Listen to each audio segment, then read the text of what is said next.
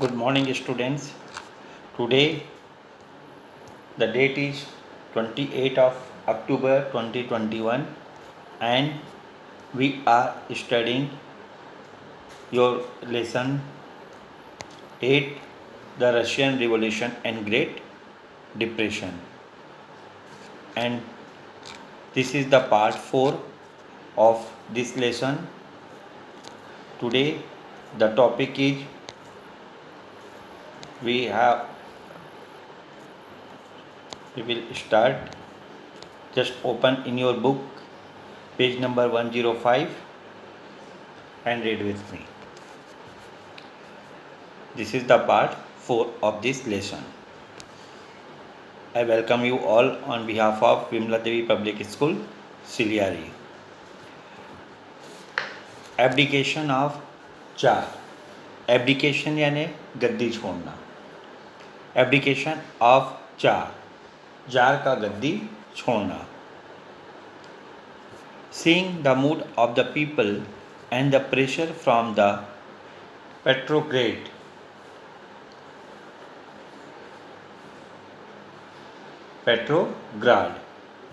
Seeing the mood of the people and the pressure from the Petrograd Soviet, the Duma urged the Tsar to abdicate and allow it to constitute a new cabinet of ministers. Petrograd Soviet और वहाँ के जन सामान्य के आक्रोश को देखते हुए डूमा ने जार से आग्रह किया कि वह गद्दी छोड़ दे और डूमा को नया मंत्रिमंडल गठित करने की अनुमति दे. The rebellion had by now spread to the tsar's army. Tsar की सेना में भी विद्रोह फैल गया था. Faced with this situation, the Tsar was forced to abdicate on March 2, 1917, March 5th according to the modern calendar. और जार ने 2 मार्च 1917 वर्तमान कैलेंडर के अनुसार 15 मार्च को गद्दी त्याग दी. The chain of events leading up to the abdication is called the February Revolution. और इस घटनाक्रम को फरवरी क्रांति के नाम से जाना जाता है.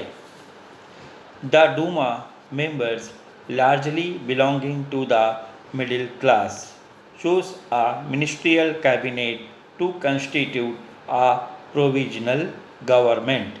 और डूमा के मध्यम वर्गीय सदस्यों ने एक मंत्रिमंडल का गठन किया जिसे अस्थायी सरकार कहा गया.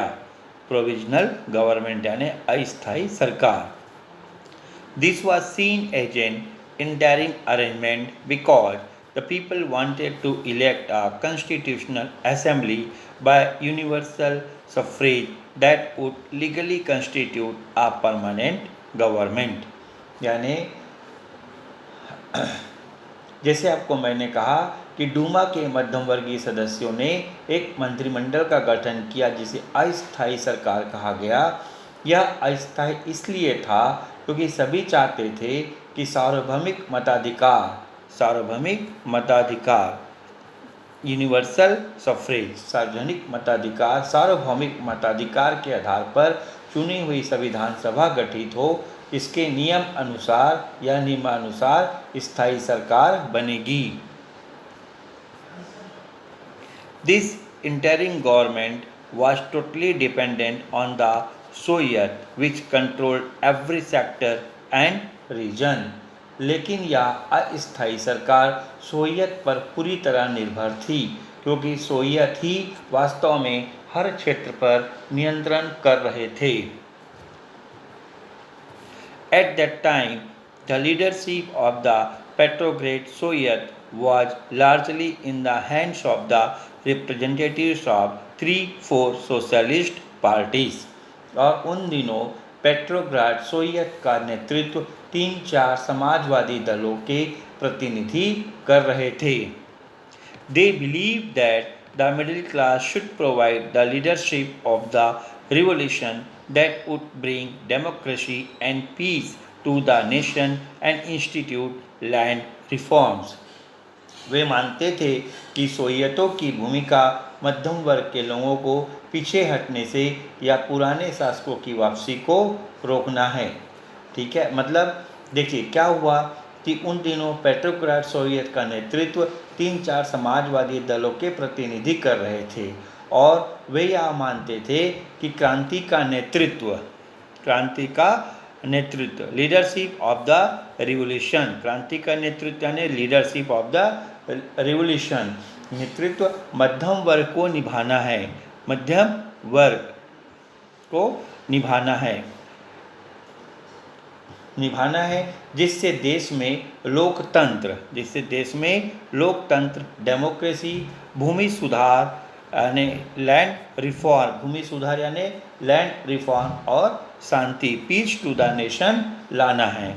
दे believe that the role of the soviets was to ensure that the middle class did not shirk its responsibility and would remain in the vanguard of the revolution।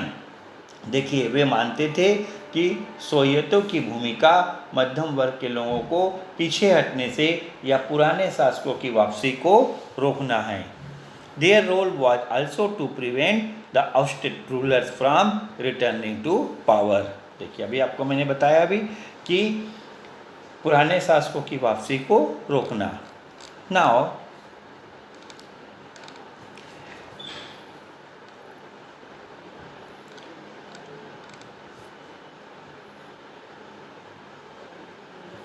it was soon became clear that the provisional government was not serious about land reforms and was in favor of continuing the war।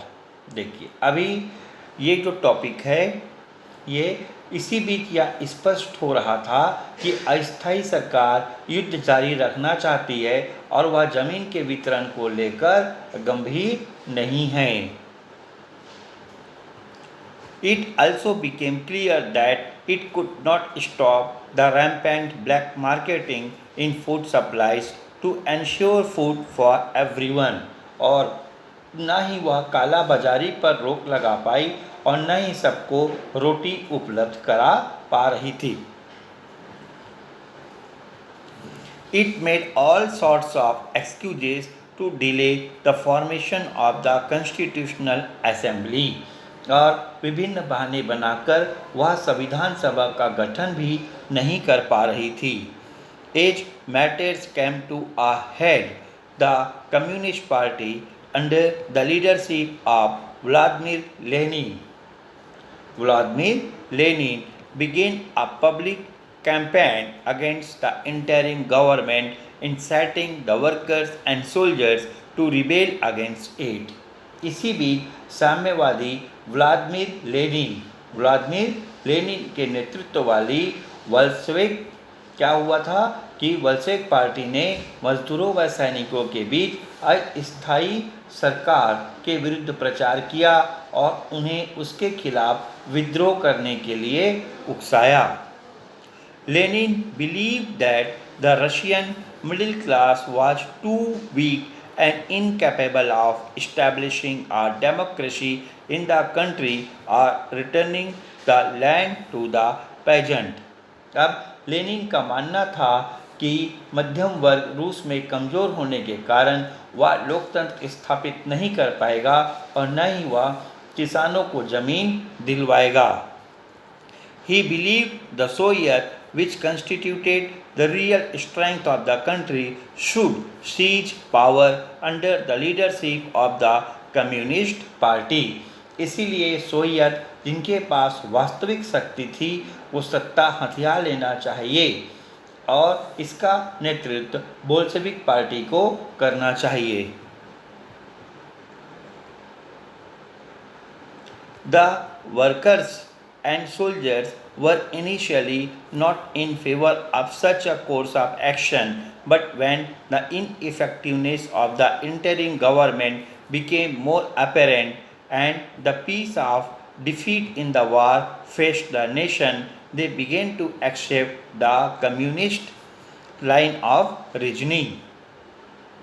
क्या हुआ, शुरू में मजदूर व सैनिक उनके पक्ष में नहीं थे, मगर जैसे जैसे समय बीतता गया और अस्थायी सरकार की कमजोरियां उजागर हुई तथा युद्ध में हार का सामना करना पड़ रहा था, तो वे बोल्शेविकों के विचारों को अपनाने लगे। We had seen earlier, देखिए, we had seen earlier how the Russian peasants, workers and soldiers had come together because of their common problems. हमने पहले देखा था कि किस प्रकार रूस के किसान, मजदूर और सैनिक आपस में जुड़े हुए थे और और एक दूसरे की समस्याओं के प्रति सचेत थे। So it was natural for them to have a shared understanding to fight for their rights. इस कारण उनके बीच एक साझा समझ और उनके लिए लड़ना स्वाभाविक था। On October 25, 1917, November 7 by the modern calendar, the Petrograd Soviet under the leadership of the Communist Party toppled the interim government and set up a revolutionary government.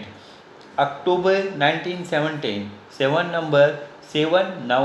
नवंबर 1917 को बोल्शेविक पार्टी के नेतृत्व में पेट्रोग्राड सोवियत ने अस्थायी सरकार को हटाकर क्रांतिकारी सरकार का गठन किया।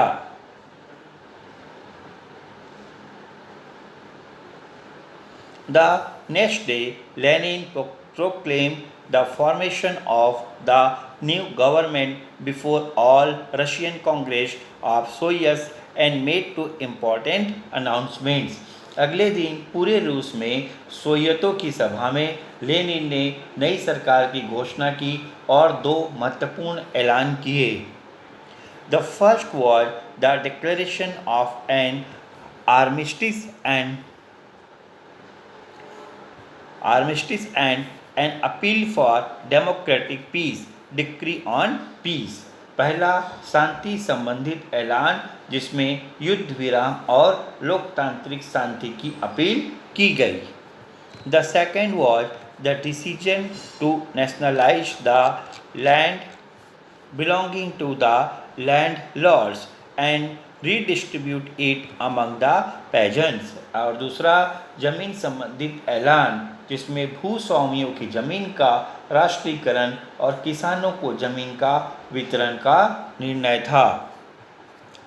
The peasant committees in every village were authorized to redistribute the land among the cultivators. और हर गांव के गरीब किसानों की समितियों को वहां भूस्वामियों की जमीन को आपस में बांटने का अधिकार दिया गया।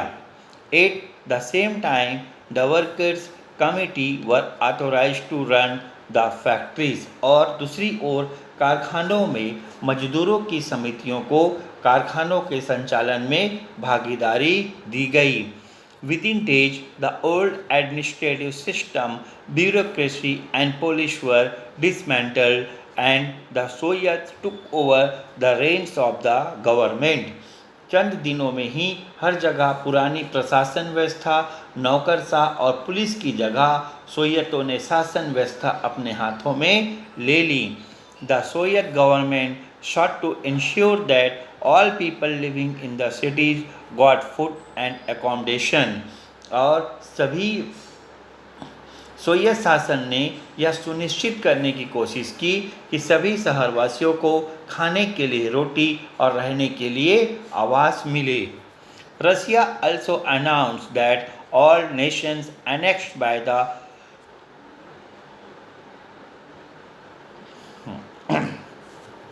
Russia also announced that all nations annexed by the Russian Empire under the Tsarist regime were now free and could themselves decide whether they would like to remain in the Soviet state or become independent nations. इसके साथ ही रूस ने ऐलान किया कि जारशाही के तहत जो भी राष्ट्र रूसी साम्राज्य के द्वारा दबाए गए थे वे अब स्वतंत्र है और अपनी मर्जी से तय कर सकते हैं कि वे रूस के साथ में रहना चाहते हैं या स्वतंत्र होना चाहते हैं। Finland, Latvia, Finland, Latvia, Estonia, Ukraine and other countries thus gained their freedom. Finland, Latvia, Estonia, Ukraine जैसे देश इस प्रकार स्वतंत्र हुए। However, none of the warring nations paid heed to Russia's appeal for world peace and continued fighting their war. जहाँ तक विश्व युद्ध को समाप्त करने की बात थी, रूस की अपील के बावजूद कोई देश शांति समझौते के लिए तैयार नहीं हुआ। For its part, Russia withdrew from the war after signing an agreement with Germany in March 1918. ऐसे में रूस ने जर्मनी से मार्च 1918 में एक समझौता करके युद्ध समाप्त किया। But the country had to cede a significant portion of its territory to Germany under this treaty. लेकिन इस संधि के द्वारा रूस को बहुत अधिक जमीन जर्मनी को देनी पड़ी। Now here is a question. The Russian Revolution began with three main demands. Do you think these demands were realized by 1918? If yes, then to what extent? रूसी क्रांति तीन प्रमुख मांगों को लेकर शुरू हुई थी। क्या आपको लगता है कि 1918 तक ये पूरी हो पाई? अगर हाँ, तो किस हद तक?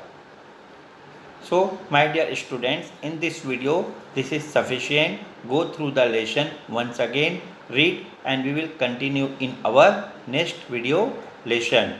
Till then, goodbye.